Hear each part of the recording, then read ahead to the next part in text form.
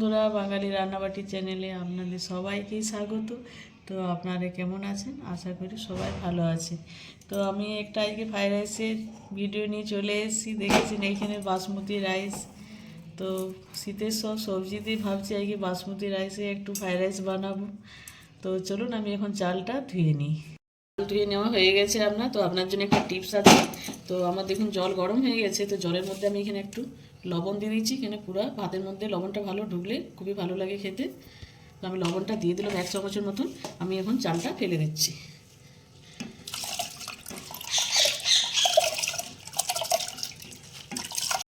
পুরো সিদ্ধ করব না, 80% সিদ্ধ করে আমি ফ্যানটা ছেড়ে নেব।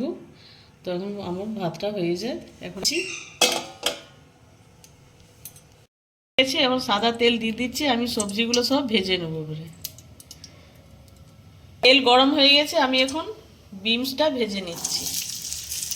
আগের থেকে ধুয়ে কেটে রেখেছিলাম। বিনসটা আমি দিয়ে দিচ্ছি।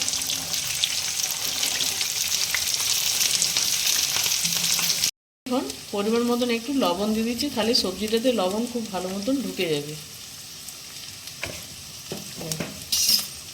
এখন আমি ভালো করে এটা মিশিয়ে নিচ্ছি। বেশি ভাজবো না, হালকা হালকা একটু ভেজে নেব। সবজি বেশি ভাজলে টেস্টটাই চলে যায়। বিনসটা ভাজা হয়ে গেছে। আমি এখন তুলে নিচ্ছি। গাজরটা ভেজে নিচ্ছি।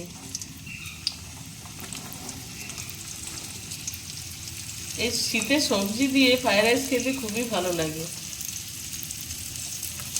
টমেটো তুলে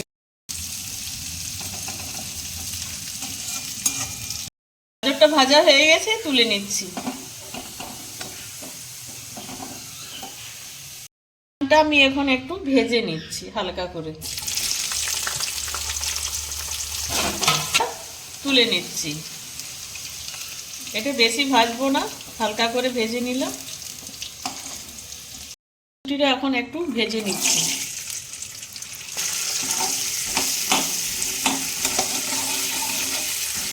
মটরশুঁটি আমার ভাজা হয়ে গেছে, আমি তুলে নিচ্ছি। এটা আমি নুন দিয়ে ভেজে রেখেছি, খুব টেস্ট হয় খেতে। এইভাবে ফ্রাইড রাইসে মটরশুঁটি একটু তেলের মধ্যে ভেজে দিলে নুন দিয়ে খুবই ভালো লাগে খেতে। এটা একদম গলে গেছে। তো আমি এখানে গোটা গরম মশলা কিছুটা দিয়ে দিচ্ছি, কম পরিমাণে দিচ্ছি। আর এখানে আমি কাজু কিশমিশটা এখন ভেজে নিচ্ছি। আগে থেকে ভেজে রাখা আমি সব সবজি এখন দিয়ে দিচ্ছি ঘিয়ের মধ্যে।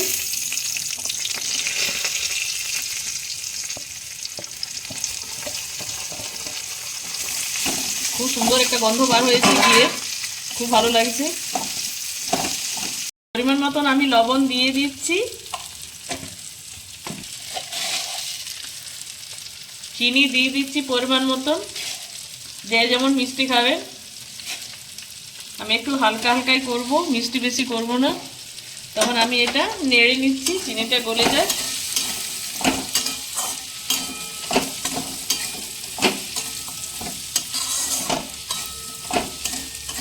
আমি এখন ভাতটা দিয়ে দিচ্ছি। কি হচ্ছে ঘিয়ে, আর ফ্রাইড রাইস হবে ঘি দেবো না, যত ঘি তত ফ্রাইড রাইস ভালো হবে।